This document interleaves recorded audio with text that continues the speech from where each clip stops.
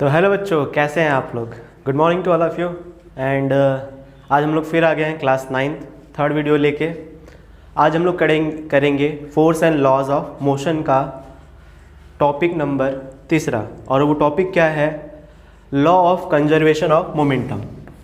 क्या है? Law of conservation of momentum.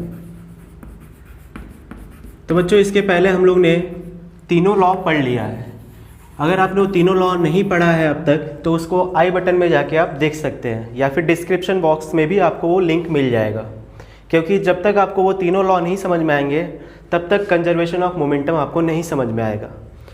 तो बच्चों, law of conservation of momentum क्या स्टेट्स करता है कि the momentum before collision and momentum after collision is conserved, यानी सेम होता है, चेंज नहीं रहता है। ठीक है, क्या मतलब है? जैसे मान लो एक कार है और दूसरी कार है, दोनों एक डायरेक्शन मूव कर रही है।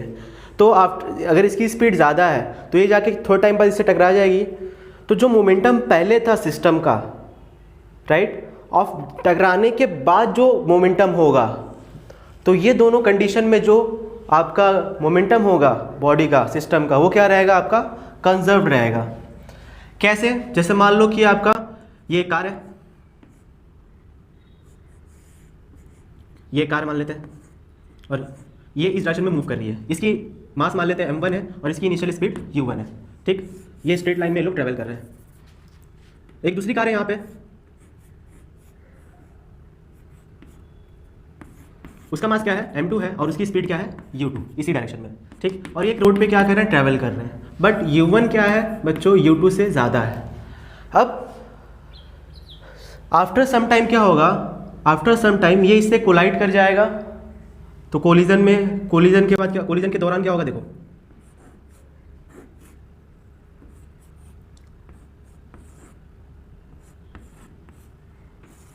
ये इससे कोलाइड हो जाएगा,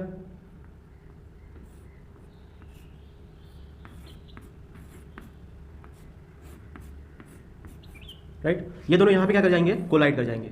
जब कोलाइड करेंगे एक दूसरे से, जब एक दूसरे से टकराएंगे, तो क्या होगा? ये जो बॉडी है, ये जो मास m1 है, ये क्या करेगा? इस पे फोर्स लगाएगा, यानी इसका मान लेते हैं फोर्स F1 है, और ये जो फोर्स इस पे लगाएगा, क्योंकि दोनों इसी डायरेक्शन मूव कर रहे हैं, बट जब ये दोनों टकराएंगे तो ये इस पे फोर्स लगाएगा, ये इस पे फोर्स लगाएगा। According to Newton's third law of motion, every action has an equal and opposite reaction. तो ये जो इस पे फोर्स लगाएगा उसको मान लेते हैं M2, F2। अब आफ्टर कोलिजन क्या होगा? आफ्टर कोलिजन ये दोनों क्या हो जाएंगे? सेपरेट हो जाएंगे, और कुछ इस तरीके से मूव करने लगेंगे।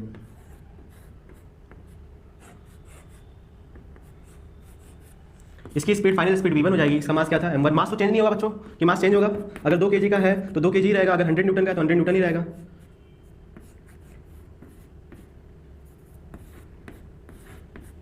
ये मान लेते हैं इसकी फाइनल स्पीड क्या है? v2। इसका मास m2 है। तो बच्चों, ये बॉडी का एक्सेलरेशन कितना चेंज हो गया? तो ये बॉडी का जो m1 है, यानी फर्स्ट a1 जो हो जाएगा, उसका एक्सेलरेशन कितना हो गया? v1 minus u1 upon t।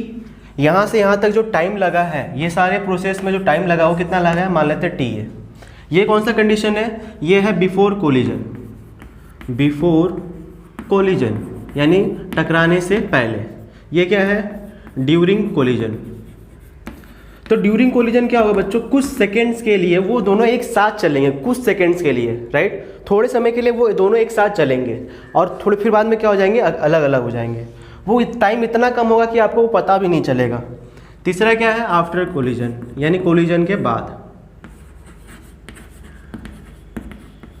Right.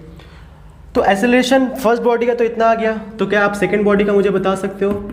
v2 minus u2 upon time कितना लगा? t, right. तो बच्चों, according to third law of motion, according to third law of motion, according to third law of motion क्या है बच्चों? जो every action has an equal and opposite reaction, right. दोनों forces क्या होते हैं? बराबर होते हैं, बट अपोजिट डायरेक्शन में होते हैं बच्चों, इसीलिए यहाँ पे मैंने क्या लगा दिया? माइनस। अब बच्चों, F1 क्या हो जाएगा? m1 इंटू a1,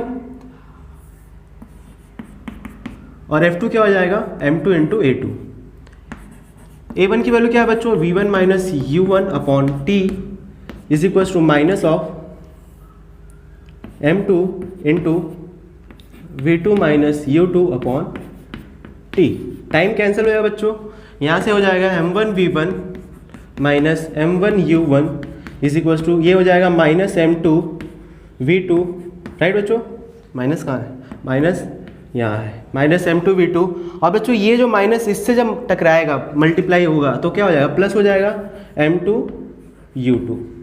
बच्चों माइनस को यहाँ पे ले लो और ये माइनस को उधर भेज दो, तो ये हो जाएगा m1v1 प्लस ये इधर आएगा तो क्या हो जाएगा m2v2 इज इक्वल्स टू ये उधर जाएगा तो क्या हो जाएगा, प्लस हो जाएगा m1u1 प्लस m2u2। तो बच्चों ये आखिर है क्या, देखो अगर आप देखोगे, अगर मैं पूछूं कि इनिशियल टोटल सिस्टम का, ये सिस्टम इसको बोल रहे हैं बच्चों, इस पूरे सिस्टम का इनिशियल मोमेंटम कितना है, तो हम लोग यहाँ से देखेंगे इनिशियल मोमेंटम कितना है बच्चों, क्या बता सकते हो आप, इसका मोमेंटम कितना हो जाएगा m1u1, इसका कितना हो जाएगा m2u2, राइट। फाइनल मोमेंटम कितना है, फाइनल मोमेंटम कितना आ गया m1v1 प्लस m2v2। और यहाँ से अगर आप देखोगे इस वाले इक्वेशन से, तो ये क्या है, ये आपका फाइनल मोमेंटम है, देखो मैच करो, ये फाइनल मोमेंटम है, और ये क्या है आपका, ये क्या है, ये चीज़ क्या है, ये इनिशियल मोमेंटम है। तो यहाँ से आपका क्या आ गया, final momentum is equals to initial momentum, initial momentum, ठीक है बच्चों। तो आई होप कि आपको ये समझ में आया होगा। तो ये स्टेटमेंट क्या कहलाता है, if external force is zero, इस बॉडी पे कोई बाहर से फोर्स नहीं लगा रहा था, कोई यहाँ से ऐसे फोर्स नहीं लगा, जो फोर्स लगा है सब इंटरनल लगा है, एक दूसरे पे ही उन्होंने अपने में फोर्स लगाया। तो जब भी बाहरी फोर्स क्या हो, जीरो हो, if there is no external force, then initial momentum of the system is equals to final momentum of the system, ठीक है बच्चों। आई थिंक आपको ये स्टेटमेंट समझ में आ गया होगा। और ये law of conservation of momentum आपके एग्जाम में पूछता है, इसका डेरिवेशन आपको पूछता है, इस पे न्यूमेरिकल आपसे पूछता है। न्यूमेरिकल में क्या आ जाता है, जैसे आपका न्यूमेरिकल में आपका जैसे मान लो गन है, ठीक है, चलो सॉल्व कर लेते हैं न्यूमेरिकल, इस पे हम लोग कर लेते हैं सॉल्व न्यूमेरिकल, ठीक है। सबसे अच्छा क्वेश्चन पूछा जाता है कि अगर मान लो एक गन है, सपोज करो ये गन है, सर ये गन कैसी है, ये तो गन दिख ही नहीं रही है, चलो सपोज कर लो, और इसके अंदर कोई बुलेट है, ठीक है, ये बुलेट का क्या होगा, कुछ मास होगा, तो मास ऑफ बुलेट जो है, मास ऑफ बुलेट जो है वो मान लेते हैं 20 ग्राम है, ठीक। ये जो मास ऑफ गन है उसको मान लेते हैं हम लोग 2 kg। अब आप जब फायर होगा तो ये बुलेट क्या होगी बच्चों, आगे की तरफ जाएगी, राइट, फायर करने की कंडीशन बता रहा हूँ मैं, तो ये क्या होगा, देखो ऐसे कुछ होगा, ये बुलेट क्या होगी, एक बड़ी स्पीड से आगे की तरफ जाएगी, उसकी स्पीड फाइनल स्पीड क्या होगी v2, और ये क्या होगा, ये पीछे की तरफ आएगा, ये क्या हो जाएगा, क्योंकि ये फर्स्ट बॉडी है तो इसको हम लोग मान लेते हैं m1 और ये बुलेट को मान लेते हैं m2, राइट। अभी दोनों क्या है बच्चों, इनिशियल रेस्ट पे यानी 0 पे है। फाइनल में क्या हो गया, ये पीछे की डायरेक्शन में से फोर्स लगेगा और ये क्या होगा, आगे की डायरेक्शन में मूव करना स्टार्ट करेगा।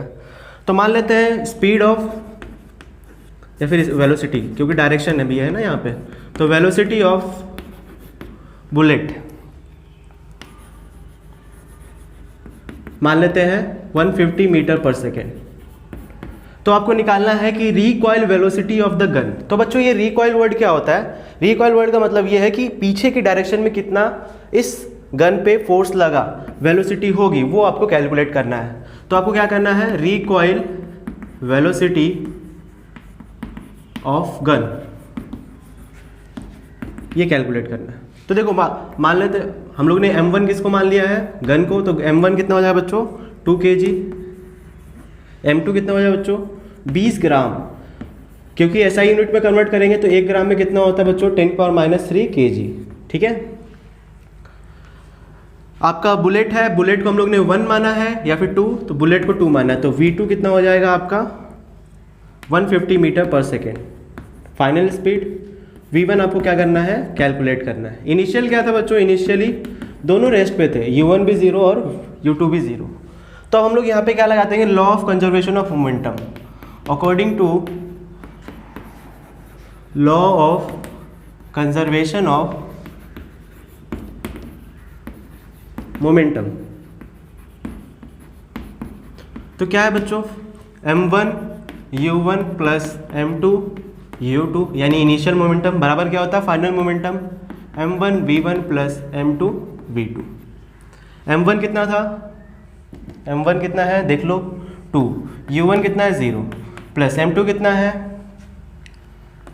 20 इंटू 10⁻³ इंटू u2 क्या है 0 बराबर किसके होगा m1 v1, m1 2 है, v1 कितना है निकालना है, प्लस m2 कितना है 20 इंटू 10⁻³ इंटू v2 कितना है 150, तो ये हो जाएगा आपका 150।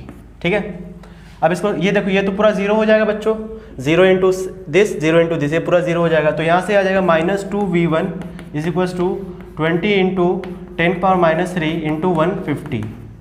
तो v1 क्या आ गया -20 इंटू 150 इंटू 10⁻³ अपॉन 2 से ये छू हो जाएगा 20 10 आ जाएगा, तो ये कितना आ गया v1 बराबर 150 इंटू 10 पावर, देखो पावर सेम होता है पावर क्या हो जाता है बेस सेम होता है तो पावर ऐड हो जाता है, +1 -3 -2, तो इसको और कितना लिख सकते हैं हम लोग, ये आ गया मीटर पर सेकेंड, इसको और लिख सकते हैं हम लोग 10⁻² यानी 150 डिवाइड बाई ये 100 हो जाएगा, यानी कितना आ गया 1.5 मीटर पर सेकेंड।